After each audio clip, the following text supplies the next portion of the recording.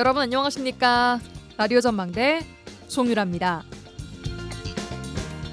철강산업 경쟁력 강화 및 탄소 중립 전환을 위한 특별법안, 줄여서 K스틸법이 국회 본회의를 통과했습니다. K스틸법과 함께 석유화학 산업특별법도 국회 산자위와 법사위를 통과했지만 본회의에 상정되지 못했는데요. 김정관 산업통상부 장관이 여수 국가산단에 와서 산업구조 재편을 요구하면서 연말까지로 시한을 못 박았고요. 기한 내에 사업 재편을 하지 못하면 기업들이 각자 도생을 해라 라고 압박했습니다. 정말 위기가 턱 밑에 와닿아 있는데요. 자, 이런 위기 속에 전남도와 여수시의 대응은 뜨뜻미지근합니다. 전남도와 여수시는 지난 8월 민관 산학연이 함께 참여하는 석유화학 산업 위기 대응 협의체를 발족했습니다. 하지만 이 협의체에서 어떤 논의가 있었다 이런 얘기는 딱히 나오지 않고 있고요. 산업위기 선제 대응 지역 지정만이 답인 것처럼 성과로 내세우고 있습니다. 관련 TF팀이 도청이 있는 남학이 아니라 현장으로 들어와야 한다. 또 K스틸법 통과 환영, 석유화학 산업특별법 등등등 말로만 숟가락 얹지 말라 이런 말이 나오는 이유입니다. 오늘 라디오 전망대가 준비한 내용입니다. YMCA 토론 시간에 석유화학 산업의 위기 대응 또 여순 사건에 대한 이야기 나눠보고요. 뉴스 이 작가야 이슈책까지 함께합니다. 잠시 후에 뵙죠.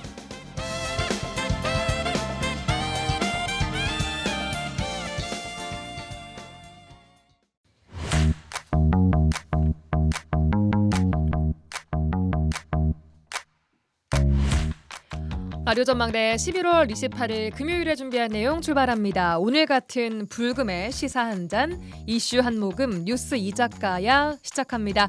라디오 전망대 메인 작가 이선화 작가와 함께합니다. 어서 오세요. 네, 안녕하십니까? 네, 안녕하세요. 요즘 감기가 네. 유행한다고 하더니 작가님께서도 이상하죠. 이상한 네. 건 아니고 더 네. 분위기는 있어졌습니다. 감기 조심하시기 바랍니다. 정말 회사 내에서도 정말 유행이어서 그러니까요. 다들 조심하시기 바랍니다. 마스크 쓰고 다녀야 되겠습니다. 그러게요. 네. 자, 첫 뉴스 바로 만나보겠습니다. 네. 여수시 송도와 대늑도, 소늑도 주민들이 강제 이주에 반발하고 있다. 어떤 소식입니까? 네. 여수시 율촌면 여동리에 송도와 대늑도, 소늑도에서는 율촌 3산단 융복합 물류단지 호환공사를 하고 있는데요. 예. 이 공사는 항만 재개발법에 따라서 광양항 준설토를 지금 투기하고 있는 그런 곳입니다. 이 준설 공사가 끝나면요, 광양항 배후단지로 활용이 되는데요. 예. 송도와 대늑도, 소늑도는 지금 집단 이주를 해야 되는 그런 상황입니다. 그러니까 살고 계시는 분들이라는 거죠? 네.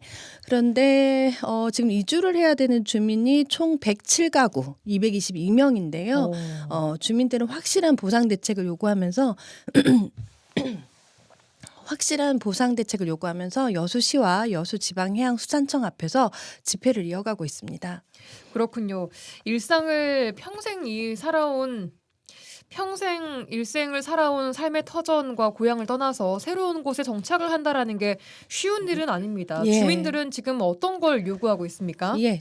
주민들은 먼저 보상을 하고 난 후에 공사를 하라고 여러 번 요청을 했지만 공사가 상당 부분 지금 진행이 됐다고 해요. 그런데 이제 보상이 좀 덜 됐다는 얘기인데 예. 생활 기반 그리고 생계 수단, 마을 공동재산과 같은 핵심 보상이 누락이 됐다고 합니다. 예. 주민들이 요구하는 것은 지금 현실적으로 이주 보상비를 달라라는 건데 이주 보상책으로는 손실 보상금과 주거 이전비, 이주 정착금 등을 지원을 받는데요. 예. 이 주민들이 이주될 곳이 여수 중림지구입니다. 그런데 이 주택지가요, 평당 169만 원에 책정이 돼 있어요. 예. 그런데 주거 이전비는 평당 100만 원입니다. 그러니까 더 높다라는 거죠. 예. 그래서 보상가에 맞춰서 분양가를 좀 조정을 해달라는 게 첫 번째 요구 사항이고요. 예. 이들이 평생 그 어업을 해서 생계를 꾸려온 사람들이잖아요. 예. 그렇기 때문에 중림지구에서는 생계를 이어갈 수가 없으니까 한 번에 한해서는 이주택지를 전매할 수 있도록 좀 그렇게 해달라고 요구하고 있습니다. 이주택지를 전매하도록 할 수 있게 해달라. 이게 무슨 의미인가요? 예, 택지 보상을 받잖아요. 예. 이주할 곳에 그 택지 보상을 받은 것을 다른 사람에게 팔 수 없습니다. 원래는. 그런데 팔 수 있도록 좀 해달라라는 겁니다. 그렇군요. 네. 어업으로 생계를 꾸려가고 있다면 이 부분에 대해서도 보상이 적절하게 좀 진행돼야 할 것 같은데요. 주민들은 맨손어업과 어업 피해 손실에 대해서 1인당 10억 원을 보상해달라 이렇게 요구하고 있고요. 예. 재정착을 위해서는 최소한의 비용이다라는 말씀하고 있습니다. 네, 토지 보상 등 다른 보상과는 별개로 생계를 위해서 1인당 10억 원의 보상금. 관련 기관에서는 이게 좀 과하다라고 보고 있겠군요. 네, 여수지방해양수산청에서는 법적인 한계 때문에 주민들이 원하는 수준의 보상은 어렵다라는 것이 입장입니다. 여수시도 법적 절차대로 보상 절차를 진행하고 있고 그 외의 보상은 어렵다라는 입장입니다. 예. 현재 세 집 중 한 집은 토지 보상을 수용하지 않고 있어요. 결국 이 섬들은 앞으로 2, 3년이면 강제적으로 집단 이주가 될 겁니다. 국책 사업이니까요. 예. 하지만 주민들은 집회를 17일까지 이달 17일까지 이어가겠다라는 다음 달. 방침이고 예. 다음 달입니다. 이 과정에서 해당 주민과 관계기관의 갈등 계속해서 이어질 것 같습니다. 그러게요. 지금까지 살아온 삶의 터전을 완전히 새롭게 바꾸는 일은 절대로 쉬운 일이 아닙니다. 원만한 해결을 바란다는 형식적인 말로 마무리를 하고 있지만 또 주민들 사정을 정말 세심히 잘 살펴서 네. 안정적으로 새로운 곳에 재정착할 수 있도록 살피는 게 또 우리 행정의 임무가 아닐까라는 생각을 해보겠습니다. 예. 다음 소식 듣겠습니다. 어떤 내용입니까? 예, 여수 소식 하나 더 가지고 왔습니다. 지난 7월에 여수에서 혼자 식사를 하던 한 유튜버와 식당 주인의 대응이 논란이 된 적이 있었잖아요. 아하, 저희 라디오 전망대에서도 이 부분 보도를 했다가 예. 여러 논란이 좀 있었습니다. 맞습니다. 예, 기억이 나네요. 네. 이 사건뿐만 아니라 여수의 한 국수집에서는요, 한 안내문이 외부에 붙여져 있는데 예. 보니까 혼자서 드실 때라는 안내문이에요. 네. 자, 1번 2인분 값을 쓴다. 2번 2인분을 다 먹는다. 3번 친구를 부른다. 4번 다음에 아내와 온다. 그러면서 또 외로움은 팔지 않습니다. 혼자 오지 마세요라고 써붙여 있어요. 네.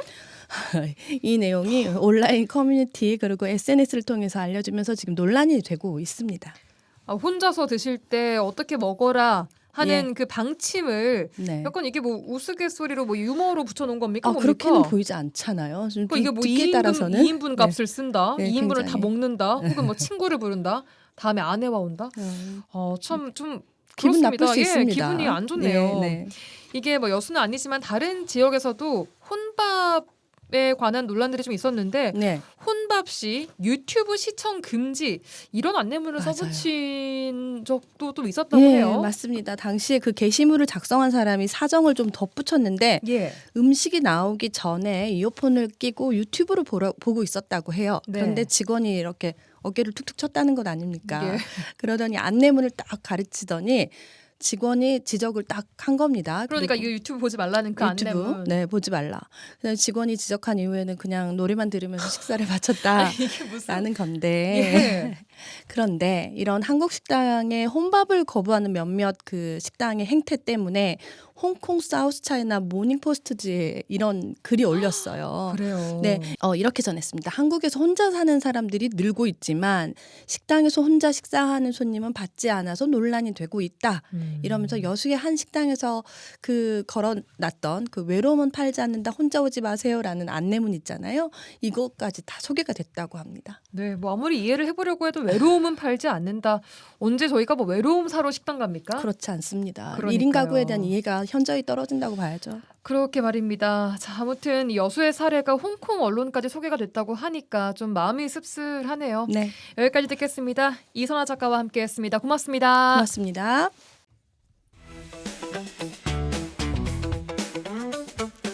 지역의 이슈를 직접 체크해드립니다.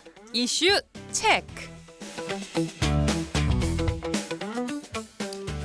이슈 체커 이미지 리포터와 함께합니다. 어서 오세요. 네, 안녕하십니까. 자, 오늘 어떤 이슈 체크해볼까요? 네, 오늘의 이슈 체크. 이 순천 생활용품점에서 발생한 갑질 논란 체크해봤습니다. 네, 최근 온라인 커뮤니티와 SNS를 떠들썩하게 만든 영상이 하나 있습니다. 네. 일명 순천의 한 생활용품점에서 벌어진 갑질 영상이죠. 어제 저희가 그 안단이 극장 시간에 잠깐 좀 언급은 했었습니다. 네, 일주일 전 순천의 한 생활용품 매장에서 직원이 손님 앞에서 무릎을 꿇고 사과하는 영상이 확산되면서 이 갑질 손님에 대한 사회적 파장이 일파만파 확산되고 있습니다. 예. 심지어 손님이 직원에게 삿대질을 하며 고성을 지르자 직원은 무릎을 꿇고 기어가면서 사과를 하는 모습이 담겨서 공분을 사고 있는 상황입니다. 그 영상의 음성 담아봤습니다. 제지는 엄마가 해요. 에? 직원이 뭔데 손님 얘기하는데 이리라 저리라. 일이 나왔으면 계속 얘기를 생각하고 아니 그만하시라고요. 그만하면 너 고객인데 근데 나왔으니까 그만하세요. 에? 네, 짧은 영상 속의 음성을 저희가 담아왔는데요. 네. 이 부분이 좀 많은 분들의 공분을 샀습니다. 영상이 최초가 게시된 그 일의 내용을 좀 보면요. 사건은 직원이 아이를 제지하면서 시작됐다라고 알려지고 있죠. 네, 이 제보자와 목격자들의 증언을 봤을 때 이 매장 출입구 쪽에서 아이가 뛰어다니니까 안전상의 이유로 뛰면 위험하다며 아이에게 주의를 줬는데 이를 본 아이의 엄마가 왜 아이에게 제지를 하냐며 격렬하게 항의했는데요. 그러면서 본사에 컴플레인을 걸겠다라고 하니까 이 직원은 결국 바닥에 무릎을 꿇고 사과를 하는 상황이 벌어졌다고 전해졌습니다. 네, 아까 음성에서 들으셨겠지만 직원이 뭔데 우리 아이에게 뭐라고 네, 하냐. 맞아요. 제가 이건 알아서 한다. 네. 이런 식으로 고성이 좀 오가는 모습이었습니다. 네. 그리고 직원은 이제 죄송하다 연신 이렇게 네. 이야기를 하고 있고요. 이 사건의 파장이 커지면서 일단 여론은 가장 먼저 이 손님의 행동을 문제 삼았고 또 점원을 걱정하는 여론들도 좀 있었죠. 네, 맞습니다. 이 영상을 접한 시민들은요, 영상을 보며 충격을 받았다고 얘기합니다. 이 직원이 무릎을 꿇는 것도 충격이었지만 많은 사람들이 있는 장소에서 소리를 지르며 직원을 압박하는 행동이 문제였다고 지적합니다. 또 생활용품점의 경우에요, 유리 제품이 굉장히 많아요. 유리 제품들. 네, 예. 그리고 그 폭이 이렇게 넓지 않거든요. 복도가 굉장히 좁고 다 아시겠지만 정말 잡화를 파는 곳인 만큼 네. 많은 상품들이 촘촘히 진열돼 있습니다. 네, 상품 자체가 많아서 직원이 아이에게 주의를 주는 건 일반적인 안전 조치인데 이 매장에서 뛰어다니는 아이의 행동을 제재하는 것에 오히려 부모가 화를 냈다는 것 자체가 이해하기 어렵다는 반응이 컸습니다. 네, 너무 경호본이 무릎 꿇는 장면 너무 심하던데요. 너무 심했어요. 솔직히 인간적으로 보고 깜짝 놀랐어요. 인터넷으로 봤거든요. 너무 심했어요. 그럼 당연히 직원이 해야 되는 말인데 내 엄마 그 하는 말이 또 너무 웃기더라고요. 직원 주제에 뭐 왜 자꾸 애기를 보고 있냐고. 당연히 직원 얘기를 보고 또 애기 안 보면 안 본다고 뭐라 하고. 이해가 안 됐어요. 아니, 그럼 제지하기 전에 자기가 제지하면 되는데 왜 직원분이 제지하기 전까지 왜 아무런 그런 행동이 없었나? 약간 이런 생각이 들어서. 그릇도 약간 좀 위험한 그런 공간이 많은데 그런 공간에서 막 뛰어다니는 경우도 저도 많이 봤어요. 좀 약간 만풍이 너무 많은 것 같다. 엄마들이 너무 애기들을 온전히 키우지 않았으면 좋겠어요. 이제 노키즈존도 말이 있는 게 어떻게 보면 우리 아이지만 우리 아이한테 관대하잖아요. 근데 이제 남한테는 피해가 되고 하니까. 네, 영상을 접한 시민들의 반응 좀 들어보고 왔습니다.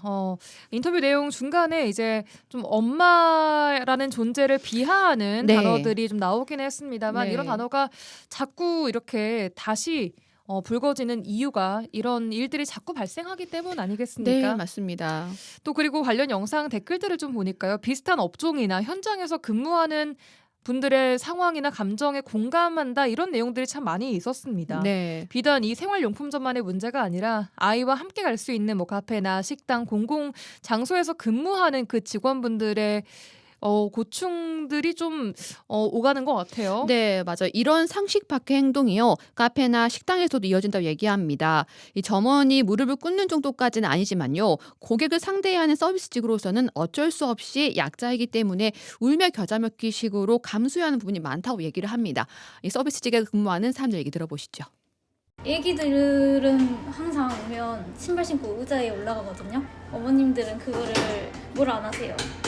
이제 한 번씩 여기 주방에 들어오려고 해서 이제 위험하니까 뛰어놀고 이러고 이제 어머님들은 이제 이야기하고 이러다 보니까 그래서 오셔서 거기 들어가면 안 돼라고 이제 데리고 가시는데 이제 계속 이제 돌아다니긴 하니까 애들이. 테이블 정리를 하려고 이제 가면 에어컨이나 의자 밑에 쪽에 이렇게 기저귀를 이렇게 하셔가지고 숨겨두신다든지. 근데 뭐 그렇다고 그분한테 가져가세요 이럴 수는 없는 일이니까 이게 저 예전에는 백화점에서 일을 했었어가지고 그런 분들이 너무 많으셔서 사실 뭐 점장 불러라 뭐 사장 불러라는 다반사고 뭐 내가 너 어떻게 할 거다 막 이런 식으로 협박적인 멘트도 많이 하시고 많이 속상했죠. 제가 그래서 그런 영상들을 잘 안 봐요.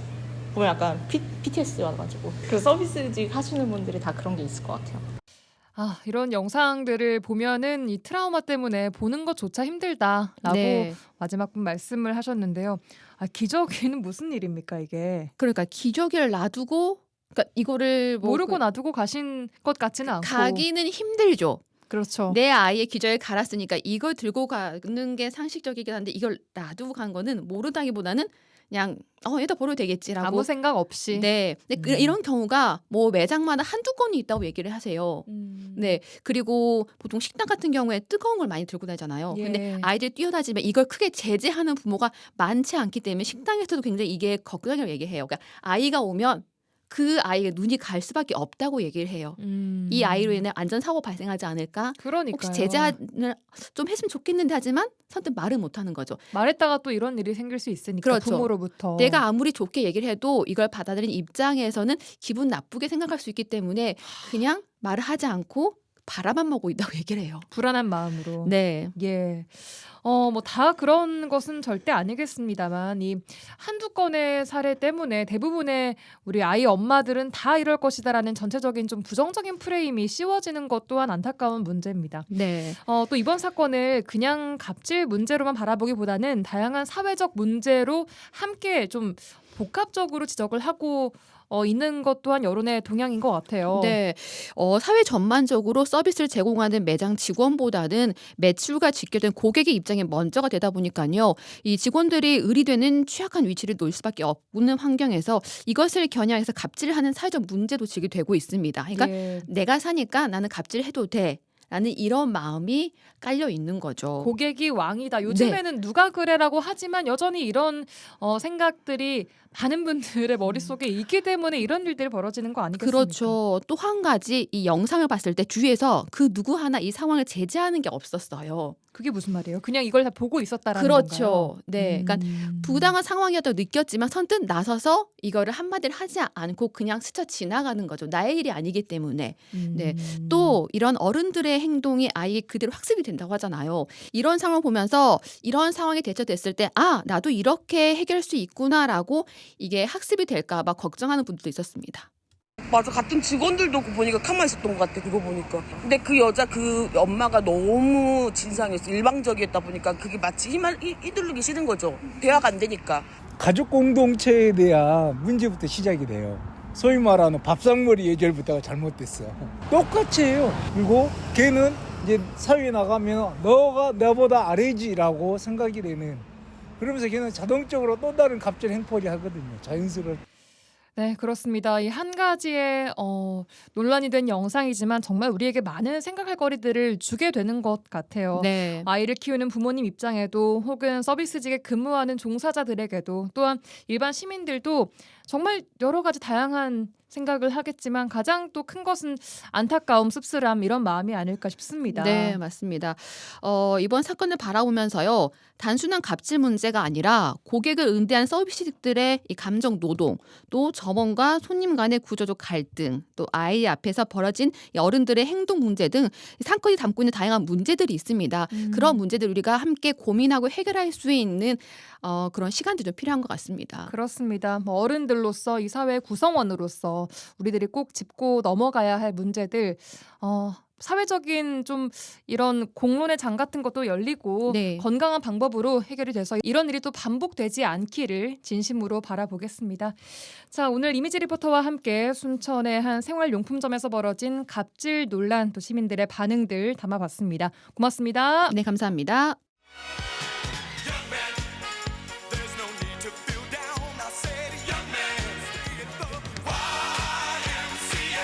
지역의 대표 스피커 두 영맨들의 화끈한 토론 한판 YMCA 토론 시간입니다.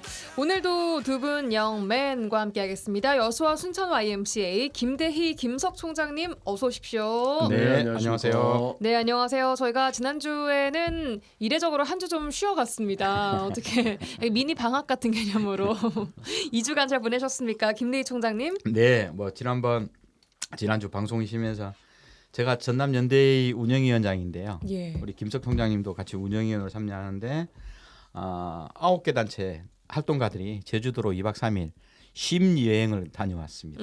쉼 여행? 네. 출장 아니고요? 네. 각 단체, 연대의 단체는 전남 시민단체 연대회는 14개 정도 단체로 구성되고 있는데 김석 총장님은 못 오셨어요. 순천 YMCA. 너무 바쁘셔가지고. 나머지 참여하는 9개 단체 대표하고 활동가들이 2박 3일 일정은 하나도 없습니다. 좀 쉬면서 오. 새로운 올해 1년을 평가하고 내년을 좀 기획하는 그런 개념으로 자유롭게 여행을 갔다 왔는데요.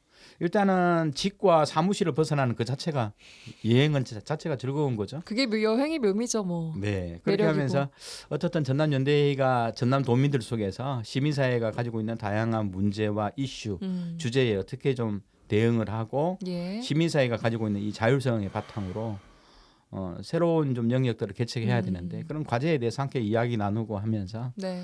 내년도도 좀 저희들도 빡세게 좀 준비를 하려고 합니다. 예, 잘도 쉬고 오셨네요. 충전의 시간이 당연히 필요합니다. 김석 총장님 어떻게 해요? 못 가셔서. 아 저요? 사실 부러웠습니다. 뭐, 네. 오메기 또 보냈습니다. 네, 오메기 너무 사적인 이야기를 많이 하죠. 하여튼 뭐 많은 분들하고 교류하고 막 그랬으면 좋겠는데 아니 네. 워낙 일이 많은 걸 떠나서 저에게 이제 주어져 있는 일들이 좀 많았어요. 일단은 2주 동안이었는데 19일 날은 그 순천 지도가능 발전 협의회에서 인구 소멸을 대비한 뭐 ESG 2040에 대한 포럼이 있어서 그 자리에 또 제가 또 행정이 어떤 읍면동 중심이 아니라 마을 관점으로 좀 전환하자라고 하는 발표가 좀 있었고 예. 그다음에 이제 순천 지역 시민사회가 예. 행정 그 모니터 연대라고 있는데 예. 이번에 순천시 의회 행정사무감사를 아주 그냥 잘 준비하고 있습니다. 그래서 이번에는 원래 운영위원장이 YMCA가 맡고 있었는데 이 운영위원장 자리를 YMCA가 가지고 있을 때는 좀 존재감이 없었거든요. 그러니까 그 순천 환경운동연합 그 김효승 의장님으로 운영위원장이 바뀌면서 지금 뭐 경실련 그다음에 환경운동연합 사무국이 철저하게 좀 구성된 가운데서 예. 행정사무감사를 아주 철저하게 좀 준비하고 있습니다. 그래서 이 준비하느라고 YMC가 지금 현재 부쩍부쩍하고 예. 12월 1일부터 다음 주부터죠.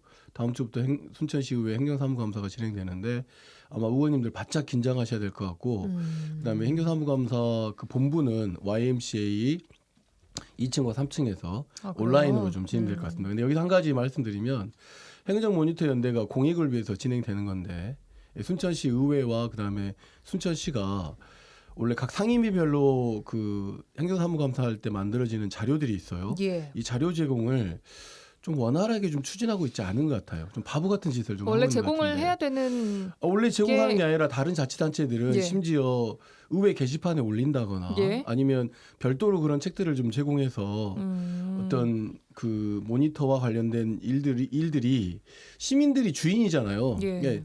좀 너무 바보 같은 것 같아요. 시민들이 주인인데 거꾸로 본인들이 주인 행세를 하는 모양새여서 제가 볼 때는 이번 행정사무감사의 모니터와 관련해서 그 순천시청도 마찬가지고 순천시 예. 의회도 마찬가지고 시작부터 굉장히 그 뭐랄까 굉장히 좀 날서게 만들고 있는 것이 본인들에게 유리하지 않을 거다. 또 한 가지 드리는 말씀은 그럼 왜 시민단체가 이렇게까지 행정사무감사에 직접적으로 나서 모니터를 하느냐. 시민이 주인이기 때문에 그러는 거예요.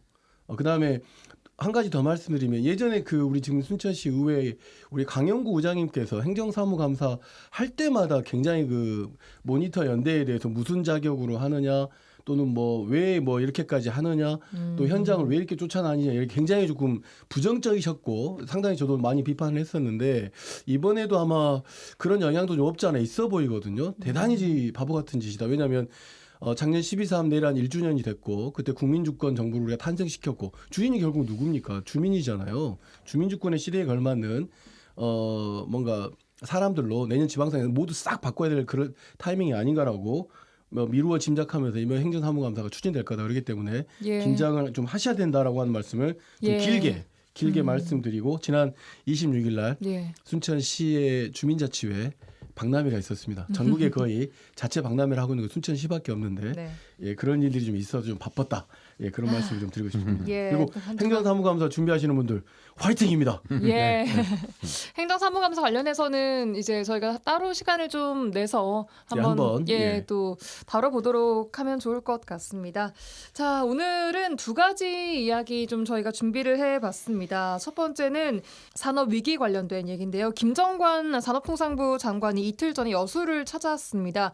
산업 재편 계획서를 연말까지 제출을 해라. 기한 내 제출을 못하면 정부 지원에서 제외가 될 것이다. 라고 한마디로 압박을 좀 했습니다.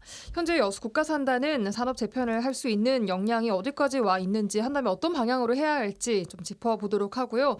한 가지 더 얘기를 나눠보도록 하죠. 요즘 여순 사건 유족들이 국가를 상대로 한 손해배상 소송에서 잇따라 좀 승소를 하고 있습니다. 반가운 소식인가 하면, 그런가 하면 형사 보상금을 가로챈 변호사가 나오는 등 문제도 좀 계속해서 나오고 있습니다. 여순 사건 희생자 명예회복도 배보상 문제에 대한 논의 어떻게 되어 가야 할지도 이야기를 해보도록 하죠. 자, 먼저 산단 관련된 얘기. 김정관 장관이 여수 국가산단을 찾아와서 기업들의 자구 노력 먼저 우선돼야 한다. 다음 달까지 계획서를 제출을 해라라고 얘기를 했습니다. 정부가 지금까지 뚜렷한 지원 방안을 내놓고 있지 않은 상황에서 정부는 일단 기업들에게 계획서를 가지고 오라라고 요구를 하고 있단 말이죠. 이거 어떻게 보고 계십니까, 김대희 총장님? 네, 뭐 지난 8월 10일 여름이었죠. 정부는 석유화학 산업 구조 개편 때 그 3대 방향과 정부 지원 3대 원칙을 천명을 했거든요. 이게 뭐냐면 핵심은 울산, 여수, 대산 이 세 군데 동시 추진해서 12월 말까지 기업 너희들이 현재 지금 뭐랄까 포화 상태인 NCC 시설 이걸 어떻게 바꿀 거냐. 어떻게 쉽게 말해 30% 정도 축소해야 되는데 뭐 어떤 회사를 지정할 수는 없잖아요. 예. 기업끼리 좀 논의를 해서 가져와라. 그리고 향후 석유화학 쪽에서 앞으로 당신들은 어느 쪽에 연구 개발을 하고 어떤 방향으로 생산을 할 거냐. 여기까지 패키지로 좀 가져와 봐라. 예. 그러면 산업과 재정과 가지고 있는 산자부 또 기재부 또 뭐 이런 영역들이 정부도 모여서 기업들의 올라온 자구 계획들을 보고 우리도 한 방에 정리해 줄게. 이런 약속이었거든요. 예. 그 결과가 12월인데 여수산단이 아직 의견이 없어요. 그러니까요. 네. 그 말은 뭐냐 하면 기업끼리 눈치 보기가 있다는 거죠.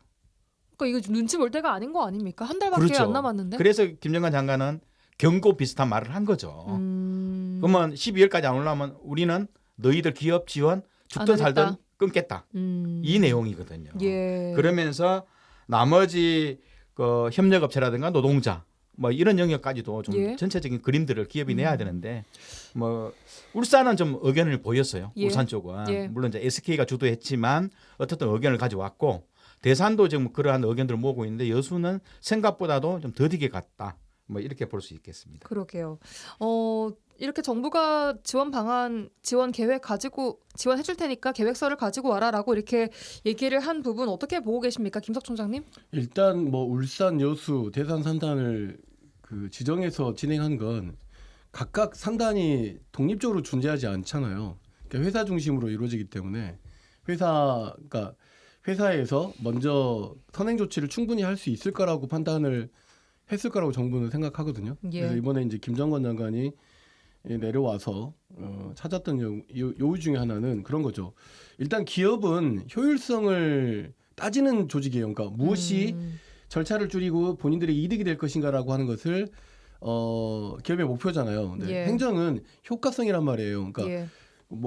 이 산업단지 위기가 가져왔을 때에 기업도 굉장히 큰 피해이겠지만 지역사회 전반에 미치는 영향을 해소하기 위해서 이 지역에 얻어지는 사회적 피해를 좀 줄이기 위한 방법으로 정부가 할 수 있는 일을 찾는 거라는 거죠. 예. 그럴 거면 방법은 누가 먼저 내놔야겠습니까? 기업이 먼저 다양한 형태의 1, 2, 3, 4 뭐 안을 내놓고 정부가 예. 이렇게 초이스할 그러니까 선택할 수 있도록 하게 하고 그 정책에 대해서 민간 거버넌스를 만들어줘야 되는데 그런 것들이 지금 현재 만들어지지 않은 상황이 지금 김정관 그 장관이 여기 여수 국가산단에 내려와서 지금 드러나 버린 거잖아요. 예. 그러니까 이거 뭐냐면 사실 불안한 요소라고 보여진단 말이에요. 지역에 예. 주는 시그널은 예. 기업도 정부도 크게 준비를 못 하고 있다라고 하는 것들이 되면서 우리 지역이 가지고 있는 석유화학 산업단지에 대한 위기가 어떤 해법이 있다기보다는 뭔가 좀 의견이 조율되고 있지 못하구나라고 하는 시그널을 주는 것 같아서 조금 좀 조심스럽지만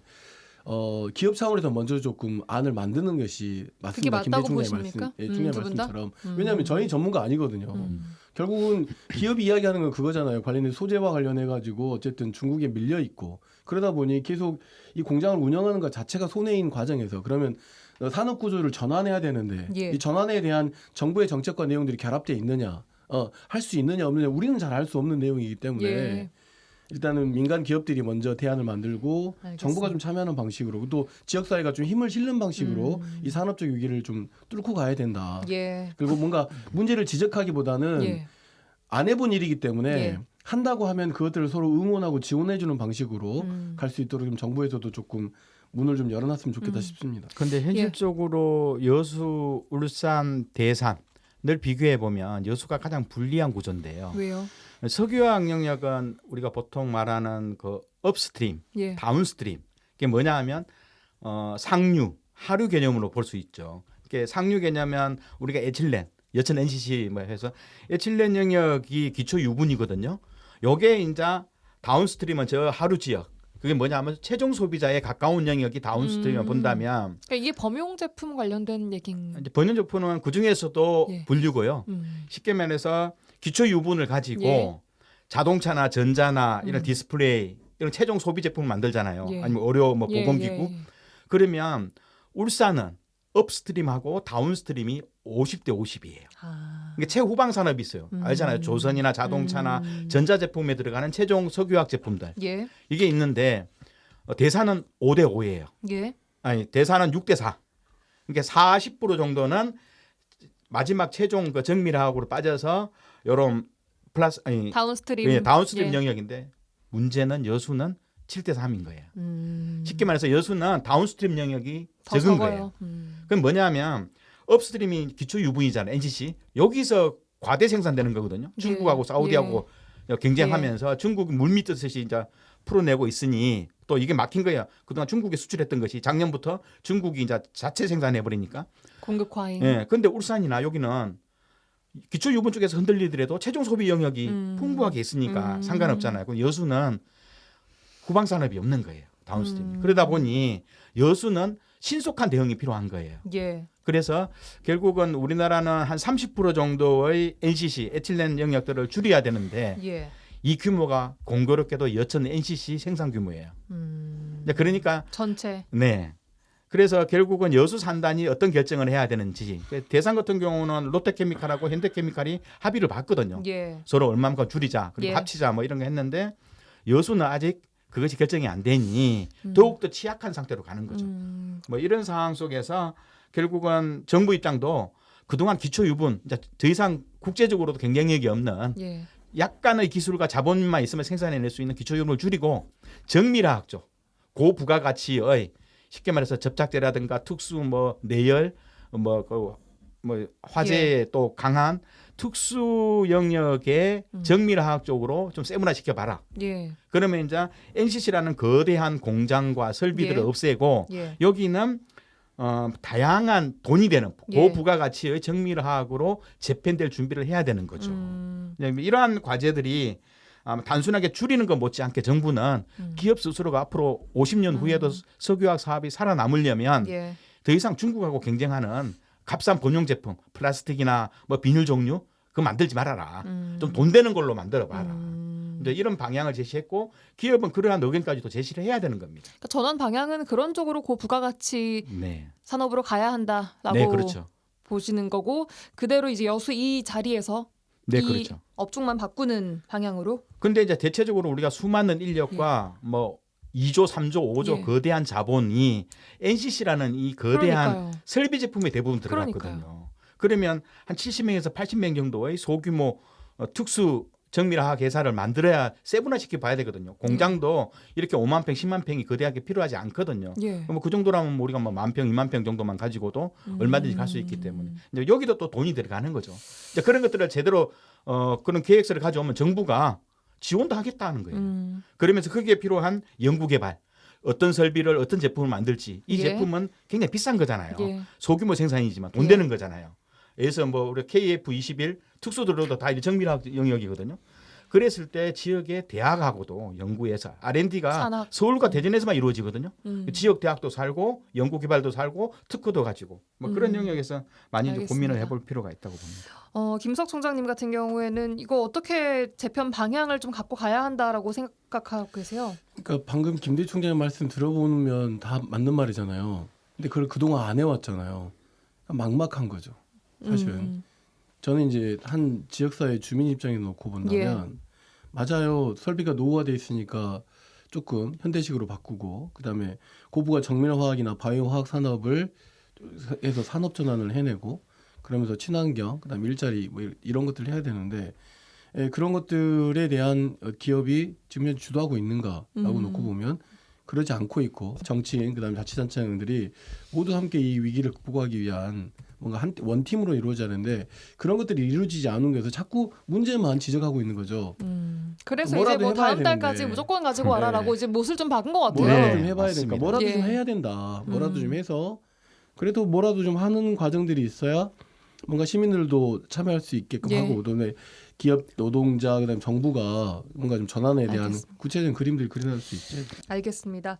자, 이쯤 정리를 하고 이제 여순 사건 이야기로 좀 넘어가 보도록 하겠습니다. 아까 초반에 오프닝에서 말씀을 드렸었는데 최근 여순 사건 특별법 개정 논의들이 지방선거 탓인지 좀 수면 아래로 가라앉아 있는 느낌이 좀 듭니다. 이 부분 먼저 어떻게 보고 계시는지 들어보겠습니다. 김석 총장님. 네, 작년에 그 계엄 당시에 12월 8일이죠. 여순 사건 특별법이 개정돼서 조사 기간이 연장이 됐습니다. 그러니까 이에 따라서 앞으로 2년 안에 진상조사 보고서 작성 기획단이 진상조사 보고서를 작성을 해야 되는데 반갑게도 이제 어제 그 여순 사건 진상조사 보고서 작성 기획단이 출범을 좀 알렸습니다. 그래서 김득중 그 빨갱이의 박사편. 탄생이라고 했던 김득중 박사가 그 단장을 맡게 되는 것 같은 그래서 제2기 이 기획단의 출범과 이 진상조사에 대한 의지는 이 구성원으로서 충분히 좀 보여주는 것 같다. 그렇다면 이제 진상조사 보고서가 2년 안에 나와야 되잖아요. 예. 그러려면 지금 현재는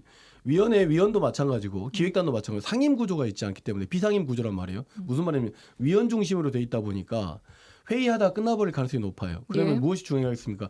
전문 인력이 굉장히 중요하거든요. 예. 진상조사를 지원할 전문 인력이 지금 현재는 단 3명밖에 없어요. 그렇기 때문에 인력을 충원해야 되고 그다음에 이 예산이 작년 정부 대비에 비해서 예산이 수립되어다 보니까 작년 정부 누구였으면 윤석열 정부였지 않습니까?